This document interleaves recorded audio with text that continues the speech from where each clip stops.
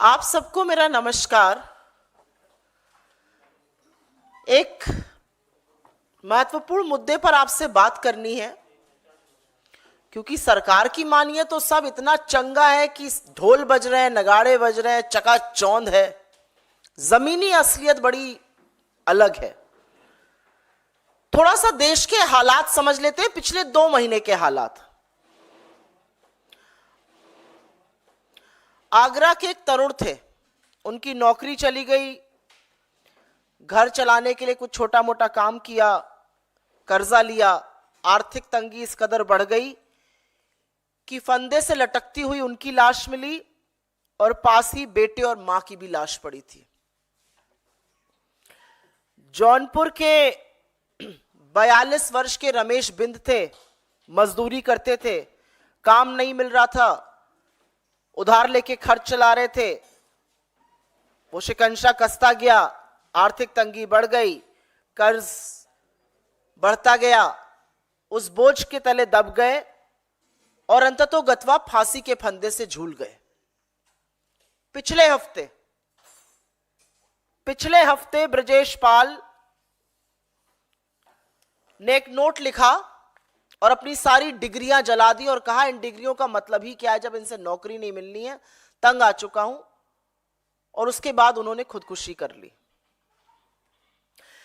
इस देश में 7,000 से ज्यादा लोगों ने आर्थिक तंगी के चलते 2022 में आत्महत्या की है। आज की तारीख में हर घंटे 2 किसान जान देने को मजबूर हैं। 40 नौजवान हताश होकर, निराश होकर अपनी जान ले रहे हैं रोज।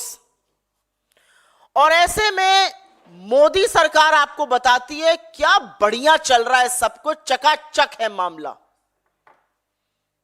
सरकार थोड़ा झूठ बोलती है तो चलिए हजम हो सकता है, लेकिन कुछ बातें ऐसी हैं कि गले के नीचे नहीं उतरती हैं। ये जो लोग आत्महत्या कर रहे हैं, ये जो बेरोजगारों पर लाठियां बरसाई जा रही हैं, जो बेरोजगार सड़कों पे उतरे हुए हैं, ये देश के नागरिक थोड़े ही हैं, ये कोई छुट्टे जानवर हैं जो घूम रहे हैं। यही समझाना चाहती है सरकार। इस देश के नीति आयोग ने अब यह सिद्ध करने का बीड़ा उठा लिया है कि देश में गरीबी नहीं है। और एक बिल्कुल चौंकाने वाला आंकड़ा आया है, जिसके चलते नीति आयोग ने, एनएसएसओ का यह आंकड़ा आया है, उसमें कहा है कि गरीबी 5% पर आकर टिक गई है। 5% पर गरीबी आ गई है, मतलब अब सिर्फ 7 करोड़ लोग गरीब हैं, बाकी माला माल है। ये जो उपभोक्ता व्यय, जो कंजम्पशन एक्सपेंडिचर का सर्वे है, 11 साल के अंतराल के बाद आया है। हर 5 साल पे आना होता है। 2017-18 का सर्वे सरकार ने कहा था क्वालिटी नहीं ठीक है, इसलिए विड्रॉ कर लिया गया था। असलियत यह थी कि नोटबंदी और एक फ्लॉड जीएसटी के चलते, गब्बर सिंह टैक्स के चलते वो 40 साल के सबसे निचले स्तर पर पहुंच गया था। तो वो दिखाने की हिम्मत नहीं थी सरकार की, इसलिए दिखाया नहीं गया था। अब चुनावी दौर है, चुनाव से प्रेरित सर्वे खूब दिखाई जाएंगे। उनमें से एक दिखाया गया है, ताल ठोक कर बोला जा रहा है 5% ही अब गरीब इस देश में रह गए हैं। लेकिन अगर इन्हीं की रिपोर्ट आप मान लीजिए, हम चलिए इस रिपोर्ट का खंडन ही नहीं करते, हम इसी रिपोर्ट पर चर्चा करते हैं। इसी रिपोर्ट की बाल की खाल अगर खोलने पे आ जाए तो देखिएगा असलियत क्या है। असलियत यह है कि इस देश के सबसे गरीब 5% लोग अपनी दिन की गुजर बसर सिर्फ और सिर्फ 46 रुपए रोजाना पर कर रहे हैं। उसमें उनका भोजन है, उसमें रोटी, कपड़ा, दवाई, पढ़ाई जैसी चीजें हैं। सिर्फ और सिर्फ 46 रुपए। यह सर्वे 2 चीजें सिद्ध करता है और अभी आंकड़ों के साथ आपको बता देती हूं क्या। यह सर्वे शहर और देहात के बीच की जो बढ़ती हुई खाई है, एक जो शहरी हिंदुस्तान और जो ग्रामीण हिंदुस्तान है, उसके बीच की जो बढ़ती हुई खाई है, उसको सिद्ध करता है। और यह सर्वे पूरी तरह से अमीरों और गरीबों के बीच में लगातार बढ़ते फासले को, जिसकी बात कांग्रेस पार्टी, जिसकी बात हमारे नेता राहुल गांधी, जिसकी बात हमारे अध्यक्ष श्री खड़गे जी लगातार करते हैं। अमीरों और गरीबों के बीच में बढ़ती हुई असमानता को, बढ़ते हुए फासले पर यह सर्वे, सरकार का यह सर्वे खुद मोहर लगाता है। अभी आपको 2 मिनट में समझा देती हूं कैसे। इस सर्वे के मुताबिक शहर में रहने वाले 5% सबसे अमीर लोग, शहर में रहने वाले 5% सबसे अमीर लोग शहर ही में रहने वाले 5% सबसे गरीब लोगों से 10 गुना ज्यादा खर्च करते हैं, 10 गुना। और गांव में रहने वाले 5% सबसे अमीर लोग, गांव में ही रहने वाले 5% सबसे गरीब लोगों से 8 गुना ज्यादा खर्चा करते हैं।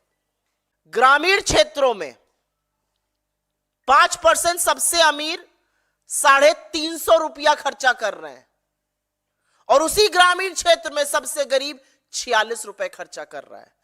शहर में 700 रुपए सबसे अमीर खर्चा अगर कर रहा है, तो शहर में सबसे गरीब औसतन 67 रुपए खर्चा कर रहा है। ये जो वी शेप्ड रिकवरी की बात सरकार करती थी, या तो इनको अंग्रेजी का अल्फाबेट वी का मतलब नहीं पता है, या ये जानना नहीं चाहते, क्योंकि ये पूरी तरह से जो के शेप्ड रिकवरी होती है वो दिखा रहा है। अमीर इस देश का लगातार अमीर होता जा रहा है और गरीब निरंतर गरीब होता जा रहा है। इस आंकड़े के बाद सरकार किस मुंह से कह सकती है कि 5% गरीब है, और साक्ष्य एक के बाद एक उसकी पुष्टि करते हैं। चलिए आपकी बात मान लेते हैं, 5% लोग ही गरीब रह गए। 140 करोड़ की जनता में 5% गरीब मतलब 7 करोड़ लोग। आपको 7 करोड़ लोग अगर गरीब हैं, तो 81 करोड़ लोगों को मुफ्त राशन इसलिए देना पड़ रहा है कि अगर आप ना दीजिए तो वो भूखमरी से मर जाएंगे। ये असलियत है। आज अगर 5% ही लोग गरीब हैं, अगर 7 करोड़ ही गरीब हैं, तो 35 करोड़ लोगों के पास आवागमन का कोई साधन क्यों नहीं है? न कार है, न गाड़ी है, न 2 पहिया वाहन है, न साइकिल है। 35 करोड़ लोगों के पास ऐसा कैसे है? और एक आंकड़ा आपकी जानकारी के लिए बता देती हूं। यूपीए के शासनकाल के दौरान 2 पहिया वाहन की जो सेल होती है, जो बिक्री होती है, उसकी वृद्धि की दर 9% थी। और 2 पहिया वाहन कौन खरीदता है? मध्यम वर्ग, निम्न मध्यम वर्ग, गांव देहात के लोग। 9% ग्रोथ रेट थी, वो 0.7% है इस सरकार की औसतन। 2 पहिया वाहन या साबुन, मंजन, तेल, इस तरह की जो एफएमसीजी की वस्तु होती है, उसमें जो बिक्री में गिरावट आई है रूरल एरियाज में, वो क्यों आई है? वो क्या सिद्ध करता है? वो ये सिद्ध करता है कि लोग खर्च नहीं कर पा रहे हैं। चलिए 7 करोड़ गरीब हैं, 45 करोड़ लोग ऐसे हैं जिनके पास टीवी नहीं है। क्यों नहीं है भाई टीवी? ये सरकार के आंकड़े, ये हमारा कोई आंकड़ा नहीं है। 7 करोड़ अगर गरीब है तो कैंसिल कर दीजिए सबके राशन कार्ड, लेकिन आप ऐसा करने की हैसियत और हिम्मत नहीं है, क्योंकि गरीबी इस देश में बढ़ी है, गुर्बत इस देश में बढ़ी है। लोग लाचार होकर आज आत्महत्या कर रहे हैं, क्योंकि कमर तोड़ महंगाई, बेरोजगारी और आर्थिक असमानता ने जीवन दूभर कर दिया है। भारत का जो घरेलू सेविंग रेट है, the house hold saving rate, वो जीडीपी का करीब करीब 11% से ऊपर होता था सिर्फ 2 साल पहले। 2 साल में वो गिरकर 5% आ गया है जीडीपी के अनुपात में। तो इंसान अपनी सेविंग से कब निकालता है? आपसे मैं पूछती हूं, आप अपनी बचत के खाते में से, अपनी सेविंग में से, जो आप आगे के लिए, बच्चे की पढ़ाई के लिए, घर खरीदने के लिए, कहीं बाहर जाने के लिए, शादी ब्याह के लिए बचाते हैं, वो आप कब छूते हैं? अपनी जमा पूंजी को एक एवरेज मिडिल क्लास इंसान तभी छूता है जब जीना दूभर हो जाता है। इस सर्वे में एक और भ्रमित करने वाली बात कही गई, और यह बात बतानी यहां पर जरूरी है। यहां पे कहा गया कि 2.5 गुना खर्चे में वृद्धि हुई है, तो वो लोगों की बहुत अच्छी स्थिति दिखाने के लिए कहा गया है। लेकिन असलियत यह है कि सर्वे की एक तो प्रणाली बदल दी गई। 2022-23 में यह प्रणाली बदल दी गई। 10 साल पहले जो प्रणाली थी उसको यूज ही नहीं किया गया। नॉन फूड आइटम को बढ़ा दिया गया। फिर कहा गया कि इसी सर्वे में एक और भ्रमित करने वाली बात कही गई है, और उसके बारे में अभी हम आगे बात करते हैं, लेकिन इसका खंडन कर दे। 2.5 गुना क्यों बढ़ा? यही सर्वे आगे कहता है इन्फ्लेशन के नाते लोगों को ज्यादा खर्च करना पड़ रहा है, लोगों की आय नहीं बढ़ रही है। यूपीए के 10 साल में एमपीसीई जो कंजम्पशन एक्सपेंडिचर होता है वो क्यों बढ़ा था?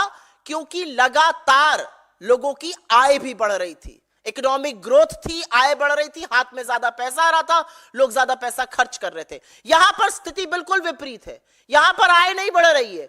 ग्रामीण क्षेत्र में एवरेज एग्री वेज, एवरेज जो मजदूरी की दर है या जो एवरेज एग्री आय है, कृषि की आय, वो 1.6% से बढ़ रही है। तो महंगाई के चलते लोगों को ज्यादा खर्च करना पड़ रहा है। फिर एक बात बड़ी डंके की चोट पर इस सर्वे में और कही गई, और उस बात में कितनी सच्चाई है वो आप अभी जान लीजिएगा। इसमें कहा गया कि लोग खाने पर खर्चा अब कम कर रहे हैं, लोग बाकी चीजों पर ज्यादा खर्चा कर रहे हैं। किसी भी इंसान की जब आय या स्थिति बदलती है तो सबसे पहले व्यक्ति अपने खाने के स्टैंडर्ड को बढ़ाता है। हाथ में पैसा आता है तो लोग अंडा खाते हैं, फल खाते हैं, सब्जी खाते हैं। इसमें कहा गया अनाज पे कम खर्चा कर रहे हैं, फल सब्जी पर ज्यादा कर रहे हैं। अरे अनाज पर खर्चा इसलिए कर रहे हैं क्योंकि उनको मुफ्त का अनाज मिल रहा है जो सरकार को देना चाहिए। फल सब्जी पे कम अगर ज्यादा खर्चा कर रहे हैं लोग, तो सोफी की रिपोर्ट के मुताबिक 74% लोगों को पौष्टिक आहार नसीब क्यों नहीं है? हम निरंतर हंगर इंडेक्स में क्यों गिर रहे हैं? हमारे 7.7%, करीब करीब 8% बच्चे कुपोषण का शिकार क्यों है? मतलब सरकार अपने ही आंकड़ों के ध्वस्त मलबे पर खड़ी है। एनएसएसओ द्वारा और भी भ्रामक चीजें उजागर की गई हैं, लेकिन एक बात सच है कि अब चुनाव समीप आ गया है, और चुनाव के समीप आने पर इस तरह के सर्वे आएंगे। लेकिन इस सर्वे की सच्चाई, और चीख चीख कर जो सच्चाई है, वो ये बोल रही है कि 46 रुपए में 5% इस देश की आबादी गांवों में अपनी गुजर बसर करने को मजबूर है, और शहरों में 67 रुपए में। तो जब रामेश्वर जी भरी आंखों से कहते हैं हमारी गुजर नहीं हो रही, तो वो इस सर्वे की बखिया उधेड़ते हैं, सर्वे की असलियत खोल देते हैं। हमारे सरकार से कुछ सवाल है, और वो सवाल जरूरी है। इस तरह के भ्रामक सर्वे लाकर आप इस देश की क्रेडिबिलिटी पर, डेटा की साख पर, देश की आर्थिक क्रेडिबिलिटी को ध्वस्त क्यों कर रहे हैं? और जब भी कोई सरकार आंकड़ों के साथ खिलवाड़ करती है, आंकड़ों की हेराफेरी, आंकड़ों की जालसाजी करती है, उसका पूरा पूरा प्रमाण आपको निवेश जो गिर जाता है उसमें दिखता है। आज प्राइवेट सेक्टर भी इन्वेस्ट नहीं कर रहा है, और एफडीआई भी लगातार निरंतर 3 साल से गिर रही है। 16 साल के सबसे निचले स्तर पर आकर एफडीआई खड़ी है, क्योंकि लोगों को अब आपके आंकड़ों पर यकीन नहीं है। हिंदुस्तान की एक क्रेडिबिलिटी थी, एक साख थी कि हम कुछ भी करते हैं, हम अपने आंकड़ों से खिलवाड़ नहीं करते हैं। आप क्यों लगातार इस देश की अर्थव्यवस्था, इस देश के आर्थिक आंकड़ों के साथ जालसाजी कर कर इस देश के आंकड़ों की प्रणाली के साथ खिलवाड़ कर रहे हैं, उनके साथ गलत कर रहे हैं? हमारा एक सवाल और है, सरकार अगर 5% गरीबी की बात करती है, तो सरकार 46 रुपए प्रति रोज के लोगों के लिए क्या कर रही है? 67 रुपए प्रति रोज जो शहर में लोग हैं उनके लिए क्या कर रही है? सरकार ये जो आर्थिक असमानता लगातार बढ़ रही है शहर और गांव के बीच में, और अमीर और गरीब के बीच में, उस खाई को पाटने के लिए क्या कर रही है? ये सब बड़े वाजिब सवाल हैं, और इस सवाल से पूछे जाने चाहिए। सरकार कहती है बहुत बढ़िया चकाचक मामला है, तो आय क्यों नहीं बढ़ रही है? क्या सरकार की कोई एजेंसी ये देखेगी कि अगर आय नहीं बढ़ रही है और खर्च ज्यादा हो रहा है, उसका असर क्या हो रहा है? क्या सरकार की कोई एजेंसी ये देखना चाहती है कि सेविंग रेट क्यों गिर रहा है, लोग अपनी भविष्य की जमा पूंजी से क्यों पैसा निकालने को मजबूर है? सरकार उज्ज्वला का ढिंडोरा पीटती है, और असलियत यह है कि ईंधन पर सिर्फ मात्र 1.5% लोग खर्चा कर रहे हैं। और सरकार की नीति आयोग से एक डायरेक्ट सवाल है। आप ही की मल्टी डायमेंशनल पॉवर्टी रिपोर्ट ने कहा था अभी कुछ ही हफ्तों पहले 11% मल्टी डायमेंशनल लोग गरीब हैं। अब आप कह रहे हैं 5% गरीब हैं।